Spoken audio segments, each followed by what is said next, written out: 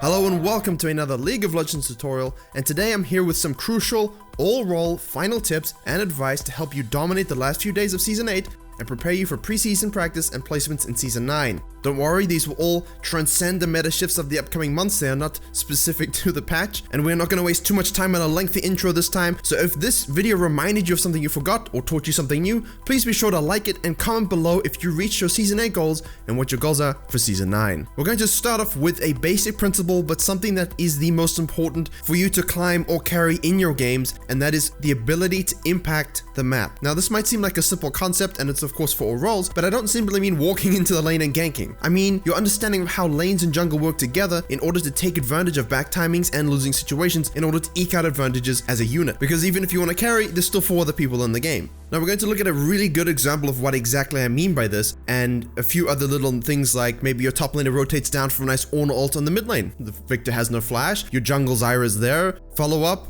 maybe he can KS it if he likes, but it's a nice simple play. The Riven had gone back to base, he warded and then rotated down. It's a very simple application of impacting the map, that is walking into the lane and ganking, exploiting the lack of vision, the lack of summoner spells. Don't sit in top lane fighting the Riven and then complain that no one's killing the Victor. The Ornn just showed that he could do that. So if your mid lane is exhibiting as much skill as a 3-legged poodle, take control of the situation and do something about it. So let's look at this in-depth example of how I do this not from the jungle position, but from support, because supports of course have to roam a lot more than they do, especially if you are a lower MMR support main. Now I have an ADC in my game trying out Ashe in a ranked game for some reason, and the lane is going horribly wrong because Lucian. And while I definitely should have probably helped push the lane out in this specific situation once the Lucian had gone back, I decided to go make my presence felt elsewhere in order to get leads for the rest of the team, put the resources and gold into someone who's on their main and who can actually help carry the game. You can see here the scuttle is taken, and I know that the enemy Tribush is not yet warded because I have been in that bot lane.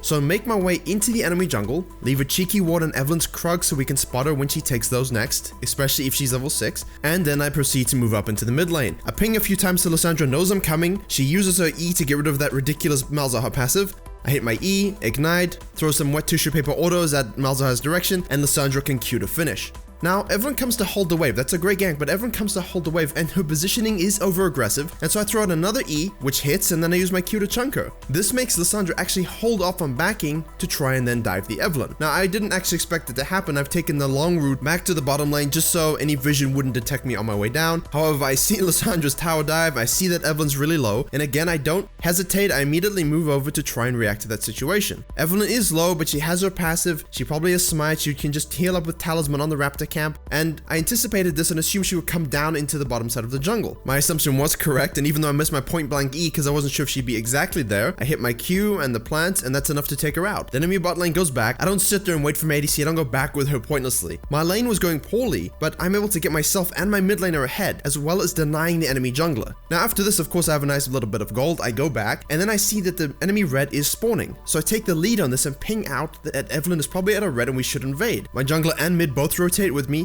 We see the Evelyn Q go over the wall. Junglers, please note, pull your camps away from walls and things like that so that your spells don't reveal where you are. So now Evelyn backs off as I come around because she obviously defensively warded. Evelyn is further denied 6, and now she's shoved off of this entire bottom side of the map into the top side of the jungle, which gives us a nice window in the bottom lane where we could perhaps have some pressure from Lissandra or Taliyah because, of course, with me roaming so much, Ashe has been denied a little bit of CS and a little bit of a lead. But you also have to understand your win condition in this game. The Ashe is filled with this champion. She's trying something out. She's not going to be the reason we actually win the game, and that's what I mean by impacting the map. Look at the effect of 2 Zyra roams and some pings on an invade have done for us. So if you're a top laner, you can also do something like this. Don't forget to use enemy back timings to get deep wards into the enemy jungle. Now you and your jungler can further deny the enemy top laner and jungler in the same way. You saw the impact of an Ornn roam into the mid lane earlier, and now they're invading. This kind of proactive play can lead to free kills on curious and low IQ enemies, like this Riven. So no matter what your position, look to path smartly, use back timings to get vision, and get off ganks in invades with your team. And if you're in lower MMRs complaining about how your team is useless, well, why aren't you getting yourself fed in your lane? That's step 1, right?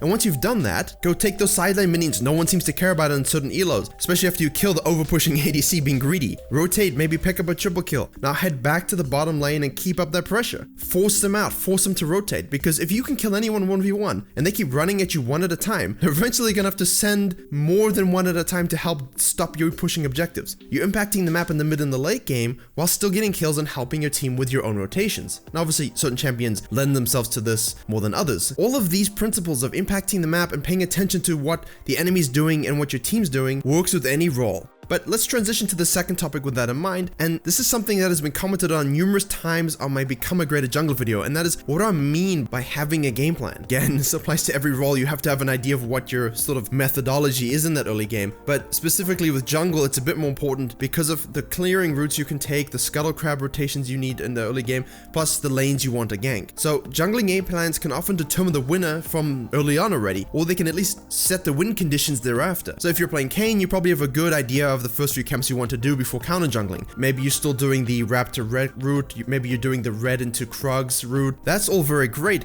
but are you putting that ward down like I mentioned in the previous jungle video? Are you tracking what camps the enemy jungler is probably going to do? If you're Kayn versus a champion who doesn't like to do Krugs and Raptors, maybe they lack that AoE and the lifesteal, that means you know that you can start on the opposite side of the map and then rotate in and simply take those Raptors and Krugs when they're shown the map or probably trying to take the other scuttle. The question can also be, if you're in a losing matchup, for example, do you want to contest early scuttles in the first place at all? Maybe you want to look to get that level 2-3 spike with your CC and go and gank and get a laner ahead instead. If you're an off-meta player or a counterpicked, I know everyone watches high elo play and they say, well, you know, I'm never going to get a scuttle crab. You have to remember that you're playing against people of equal skill level to you and they also might not be prioritizing that scuttle crab. So you can play safe, go get your level 3 like I do with this Zyra example. I don't want to face check the river blindly versus a Rengar. So I'm going to get my level 3 and then I'll go look into the Rengar because I want to have my E for disengage as well as to secure the scuttle faster. I also don't need to use my smite in the jungle because of my planned clear. So once that's done, I have a look. Well, he's nowhere near the scuttle crab. That's great. I'll take that for free. I'll delay my approach top lane just to make the Darius think I'm not actually around. And then we walk on in and boom, free kill. Jarvan has great CC. I have great CC and I factored it into my gameplay knowing I'd love to gank top early just because it's pretty much a guaranteed flash burn at minimum. But if we chain CC together, probably he's definitely going to die. So part of the game plan is asking what lanes are gankable. This is one of the most important things you have to think about. First and foremost, in champ select, what runes do I have? And if it's a season 9, what additional stats do I want for my clear and my combat ability early? Which lanes have good CC for me to gank? Which lanes have no CC to gank? Which lanes will be pushing? Which lanes will not be pushing? And I've mentioned a lot of these details in my matchups video, so if you want a full-on breakdown about jungle game plans and matchups, there's a good amount of content covered there. However, if you're not a jungle, this is of course slightly different, but also follows along nicely from our first tip about impacting the map. To that end, I recently had to play mid-game, not by choice, but I haven't done it in a long time, and crucially, I have to recommend you go with your comfort pick. You understand all the matchups versus something you main,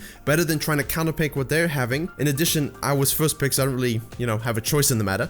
But if you are filled or in a losing matchup, your goal in this case, your game plan will be, well, CS as safely as I can, as well as I can if I have not very practiced at it. Avoid unnecessary trades and fights. Let your jungler come.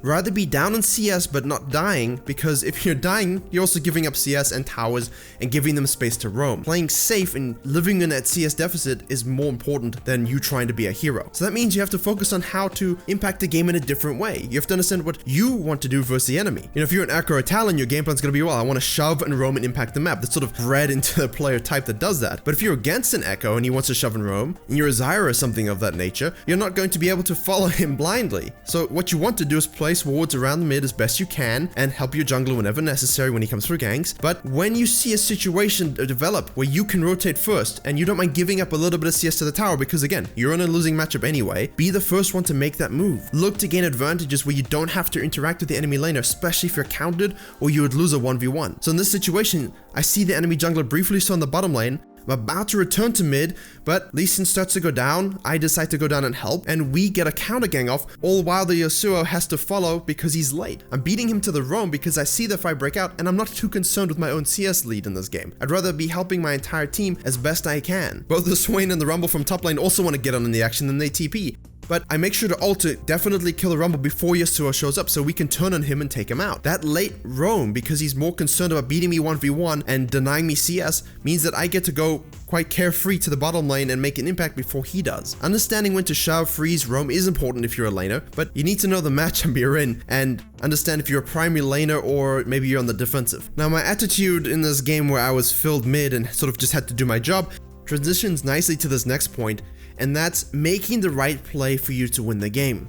Sometimes winning a game requires you to swallow your pride, forget your KDA, forget everything, and focus on that. You're behind, you're having a bad game, so what? Play the game and focus on doing your job in order to win. In this Warwick game here, I was just off. Misplays, bad pathing, better jungler wins, definitely. But I managed to adjust my gameplay. As soon as I got a bit of reprieve, I went to the lane that was neutral and I could definitely snowball and play along with. Of course, that's bottom lane. We get a few ganks off, we get them fed, and now my entire life's goal was to peel and keep that Xayah alive in every fight as much as I could. Save my ult for situational usage and picks so we could have a numbers advantage. Peel if necessary. Or use my ultimate to maybe chase something down after a fight has already occurred, because I can use my E to damage soak as well as fear. I gave up my gold and my hero mode to focus on securing the win by doing my job in that game. And that mid lane game, I gave up my hero mode there as well. We just wanted to secure the win. The Lee Sin was doing a great job in the jungle, he was fed, so all I do is I make a play around the Baron pit, because the enemy team still want to focus me because they see a squishy Zyra. My Zyra ultimate wins us the fight and allows us to do the Baron. And later on, Lee Sin flanks nicely, I just make sure to tank the tower, hit my max range E,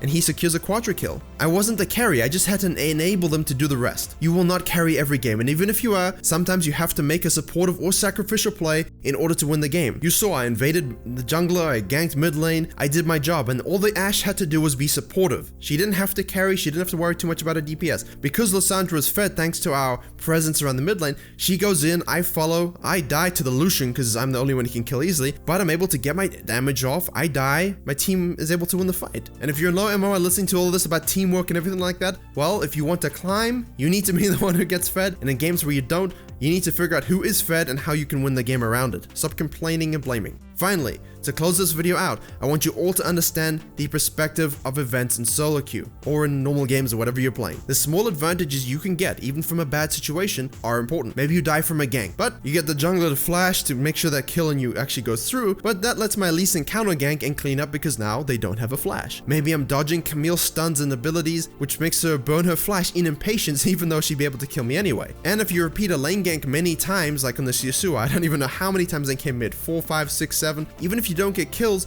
don't think it's a waste. If you get a summon, if you chunk HP so that they have to go back, these are small occurrences that can lead to small advantages that add up over time. Cascading effect. That is, as long as you exploit them, of course. The same goes for any laner. If you're able to make them burn summoners in a trade, but you get to hold on to some, that's great. That means you have the advantage in the next fight, even if you didn't quite get a kill. If you're a top laner, maybe that means you can TP gank. Or in that Camille example, she wasted a flash to kill me, so maybe my top laner can exploit that and then kill her when she goes back to lane. And she has no TP. And as a jungler, even if you simply take out the enemy 1v1, think about what that means for you and your laners. What sort of leads can you get while the enemy's off the field? Can you steal a blue? Dragon? Can you gank again? You need to revamp the way you look at in-game success. Winning a game isn't done with each pentakill. It's done through the accumulation of small advantages that lead to an avalanche. Keep your head in the game, understand where an advantage might present itself in the future, even if it currently looks like a loss. Yeah, maybe you die, maybe you lose the fight, but maybe you hadn't gone back to spend all that gold and the next fight you actually have equal item power. All of that factors in. And with this mindset, coupled with the other 3 tips of having a solid game plan, cutting your ego out and making the right play, and of course, focusing on impacting the map and not just your lane. Win the lane, impact the map. Those are your goals. And if you succeed in all of these things, you will not only have success reaching your goals in Season 8 in these last few days, and of course honing these skills during the pre-Season 9 when all the new rune sets come in, perhaps some jungle XP nerfs which I've talked about, tower fortification. Use these mindsets, use these practices in that pre-season, and when those Season 9 placements come, you'll definitely be ready to go up and beyond what you did in 2018. Thank you very much for watching. Like, share, and comment if you did enjoy. Consider joining us on YouTube to become a member with access to perks. Subscribe for more League guides coming soon. And as always, I will see you all in the next tutorial.